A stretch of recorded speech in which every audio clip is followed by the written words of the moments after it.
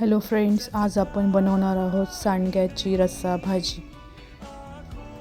ही भाजी चवीला खूप छान लागते, नक्की ट्राय करून बघा। त्यासाठी मी सुरुवातीला उभा चिरलेला कांदा, खोबरं, लसूण, आलं आणि कोथिंबीरीच्या काड्या घेतल्या आहे। नंतर कढईमध्ये थोडं तेल टाकून कांदा छानपैकी असा सोनेरी होईपर्यंत फ्राय केला आणि नंतर खोबरं पण फ्राय करून घेतलं आहे। मिक्सरच्या सहाय्याने हे छान वाटण तयार करून घेतले आहे। कढईत तेल टाकून सांडगे थोडेसे फ्राय करून घेतले आहे, जेणेकरून ते लवकर शिजतील।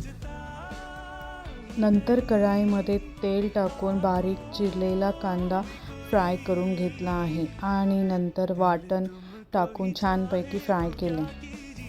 वाटणामध्ये मी लाल तिखट, हळद, घरगुती काळा मसाला, धना पावडर आणि मीठ मसाला टाकून हे छान फ्राय केले आणि पाणी टाकून आणि चवीनुसार मीठ टाकले आहे। नंतर सांडगे टाकून ते छान मऊसर शिजून घेतले आणि रेडी आहे सांडग्याची रस्सा भाजी। थँक्यू।